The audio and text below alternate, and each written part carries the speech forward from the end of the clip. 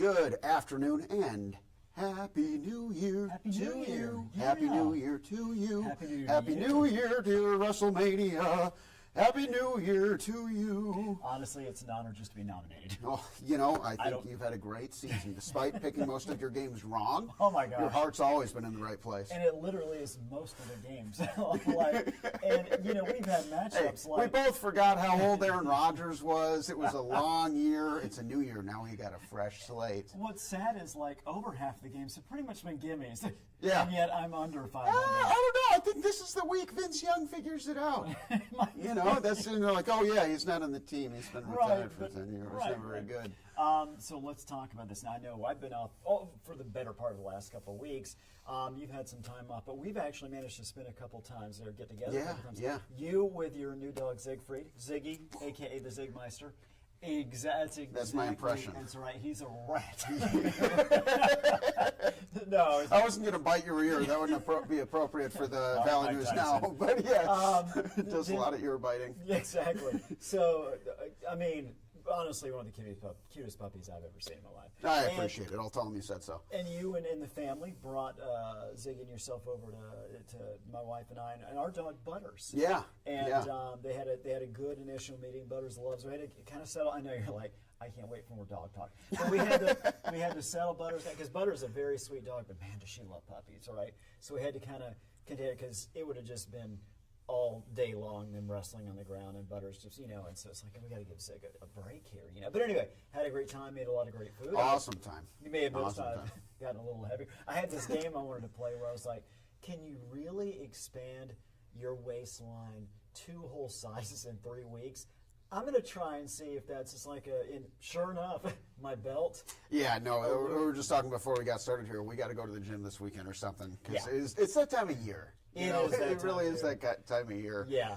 And that is going to happen. I have been the last 3-4 days now. I've been running like a madman in the morning. I've got my goals here. Just because you don't want to be outside for very long. Well, I don't want to be outside for very long, and I really need to. When I made that joke about the waistline thing, it wasn't really a joke. So I do need to step it up and get back out. One thing you've been getting right, though, speaking of this time of year, speaking of you getting the NFL picks wrong, you've been getting the weather pretty right. I got to give you some credit there. And but it doesn't take a meteorologist necessarily to notice that, Russ, it's pretty cold. It is pretty cold. It's pretty cold. You don't need a meteorologist. Once you've been outdoors, you don't need to go in. I took Ziggy out this morning. I said, go ahead and do your thing. And he said, let's go inside. He sat on the ground and gave me the look like, are you crazy, man? Have you been out here? Right. I'm out here with you right now. I even got a cute little coat on. I'm freezing. Please. I'm like, all right, let's go. I was going to say, I took Butters out for a quick run today, just right around the neighborhood.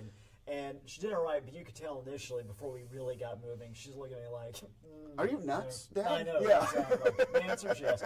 But you're right, though. If you go outside and you come in and watch, and I'm telling you it's cold, you already know that. Yeah. But if you were, I don't know, stuck in an indoors, like a closet for a few days, you might not know. You might be, I'm coming out of the closet. It's light out here, and then you realize it's cold because I'm telling you.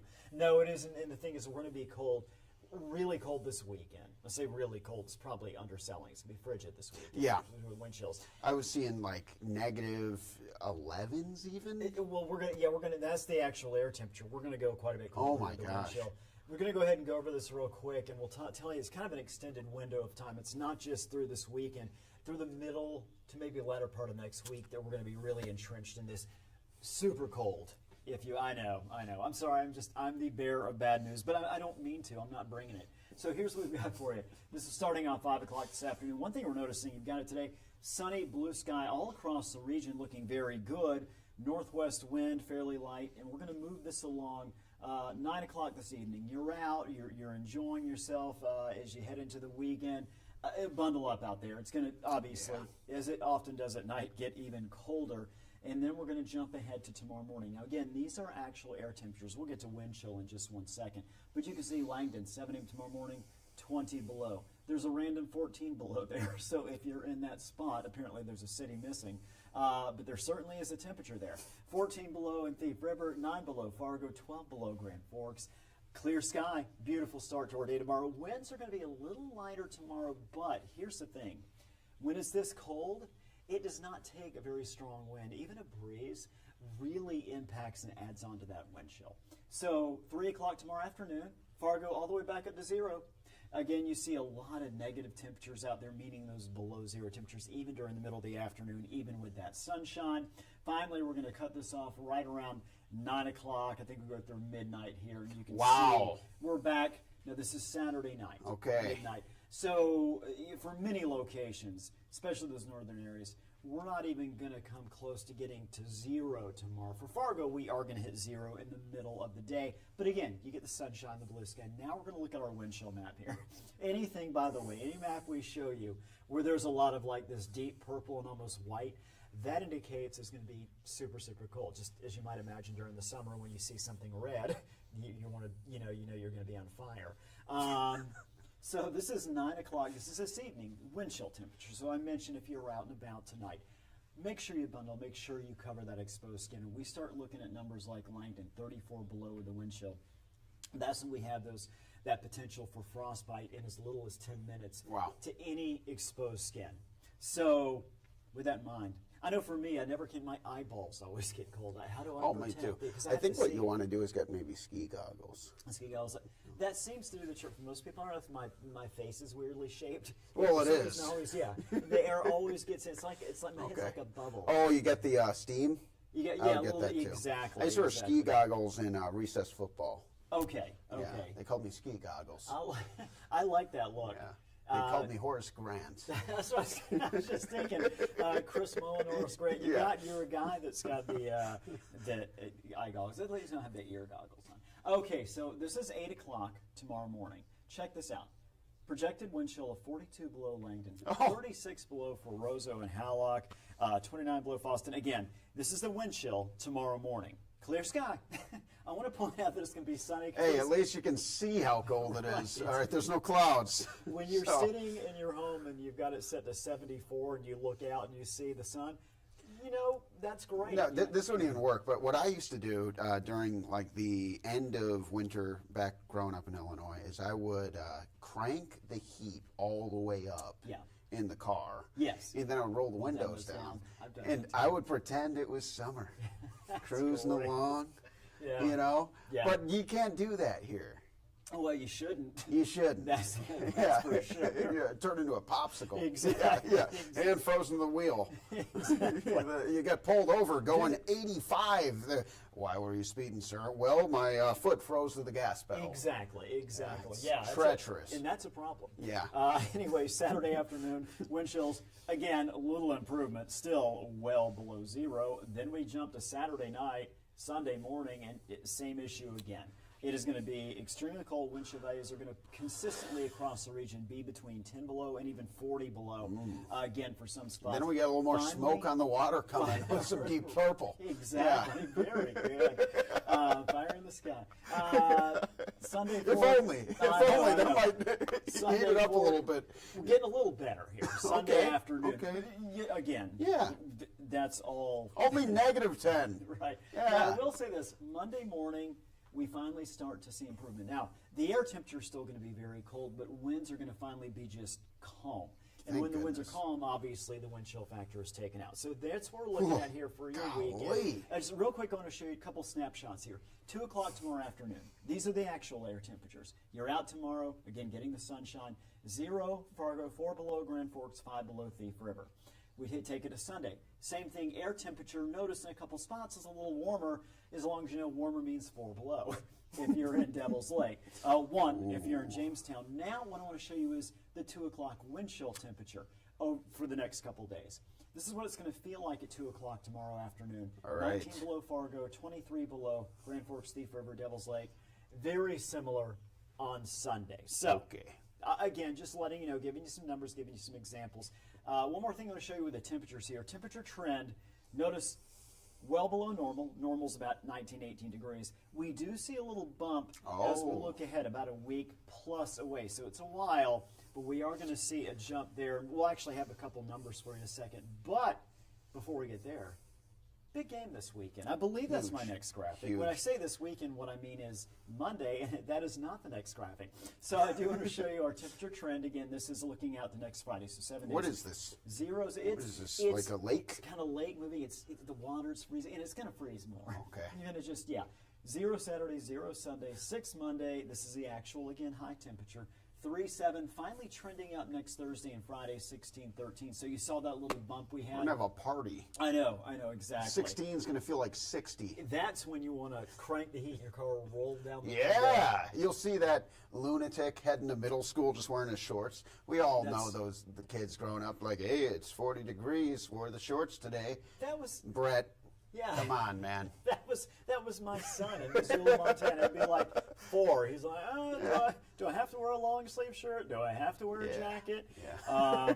Yes, anyway. you do. Now, all right, so here we go. Big game, of course. We got the FCS Championship. This is Frisco, Texas. Texas. Is it going to be warmer? Warmer. in Frisco? Right? Well, it is going to be warmer. It is not going to be warm. No way. No, we're actually looking. Well, now it's funny if you're heading there this weekend. If you're heading out of town today, tomorrow, the weekend's actually pretty nice in Frisco. Okay. You get some sunshine, maybe a few showers on Sunday, but temperatures in the upper 50s to lower 60s.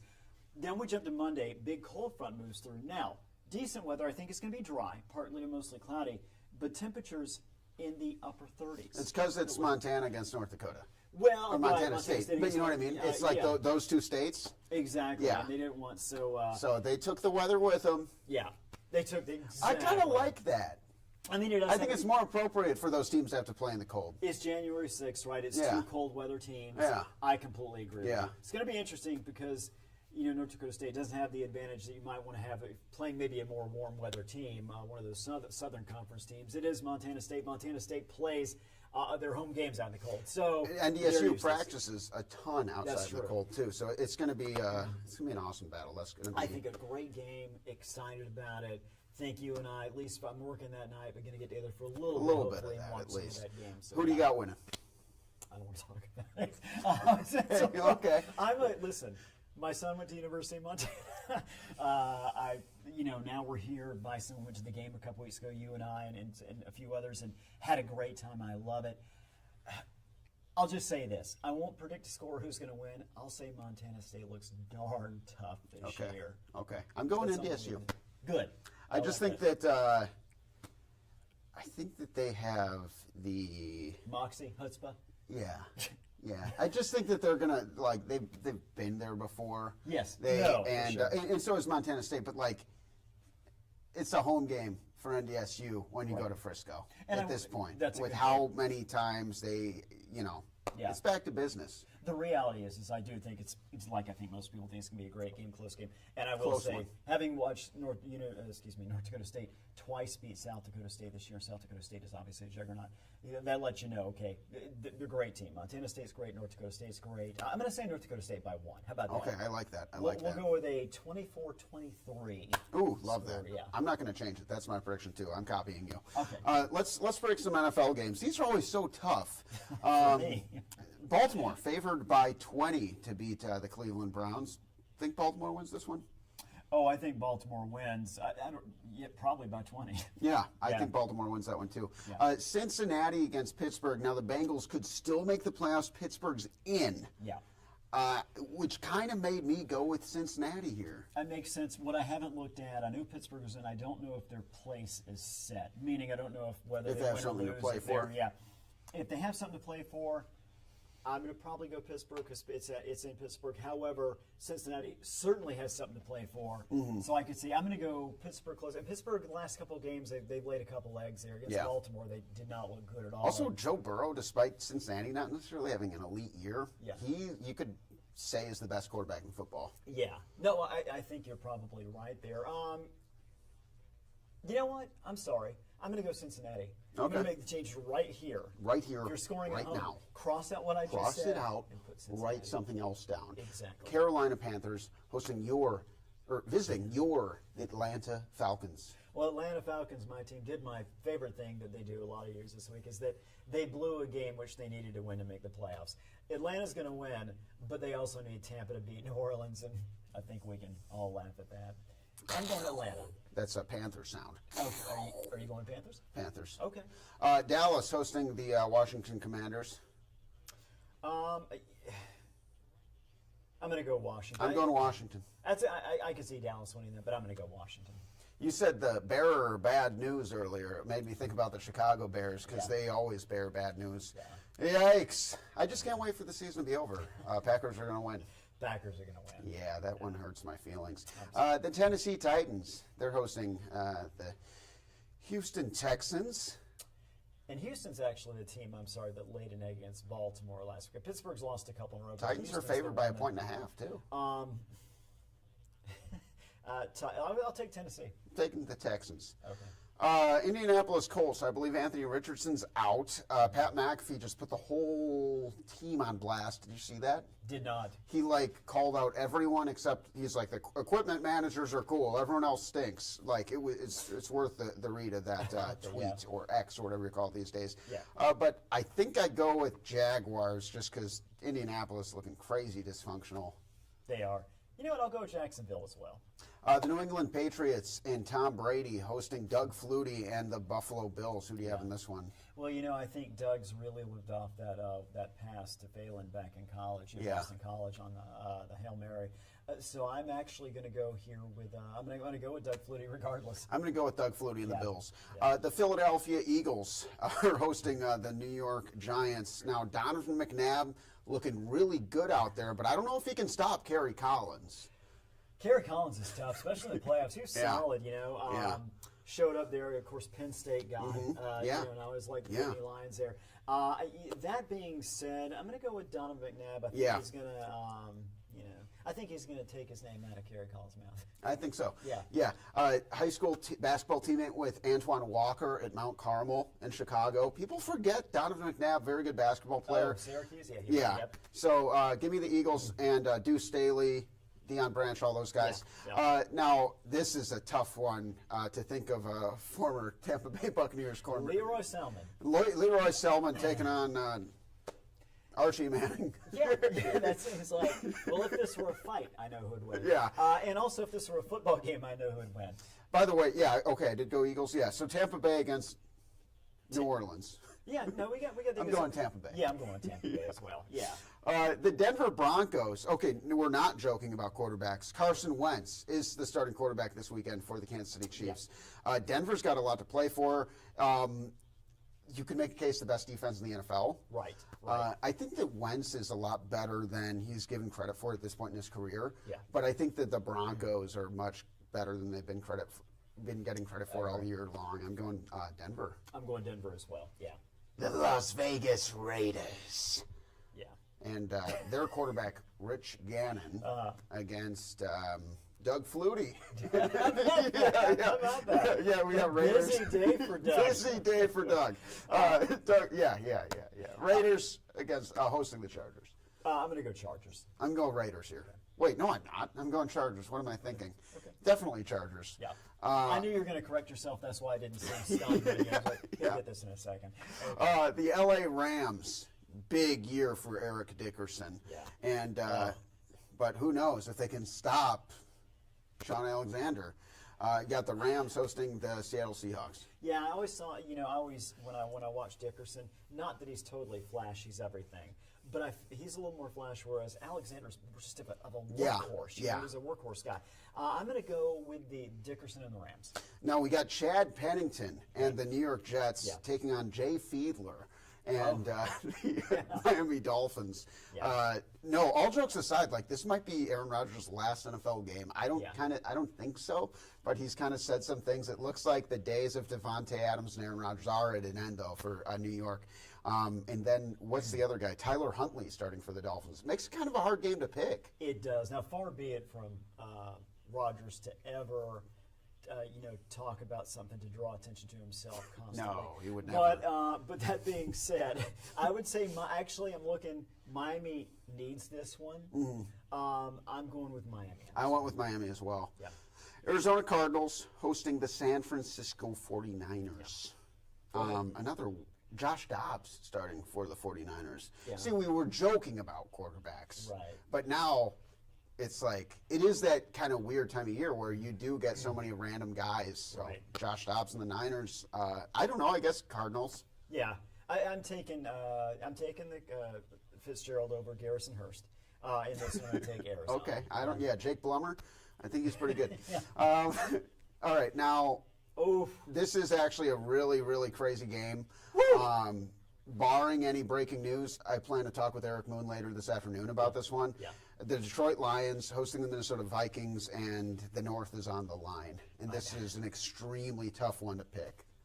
Let me just say this again. Woo! This is a big game. Yeah. Yeah. That's what the woo is for. I know this is maybe a little. I don't know if I'd say it's out of the box. You got two amazing teams with 2 losses each down to the final game. I'm actually going to go with Minnesota. I feel like this is. I mean, Detroit's great. Detroit. I mean, they both could use it to get the number 1 seed, right? Mm-hmm. Yeah, I don't even know why I need to keep saying words. I'm going to go with Minnesota. I think this time around, Gary Anderson's going to get that field goal that he missed against the Falcons. Oh, that one hurts. Yeah, Dante Culpepper's having a great year. Yeah. No, I think that the Minnesota Vikings win this game. I do. Yeah. I think it just comes down to, Detroit. They're tough as nails, but I think Minnesota's a little healthier. Yeah. And I think the battle of attrition throughout the year is one that Minnesota's done pretty well with. You're right. I think that may catch up with Detroit, if not this game eventually. They've had some losses. So, Yeah. who else is tough as nails? Lenny Dykstra, center fielder for the Philadelphia Phillies. Wow. But anyway, yes, I'm going with Minnesota Vikings in this game as well. I don't think Joey Harrington's going to be a very good quarterback. Happy New Year, everybody, and we'll see you next time. Happy New Year.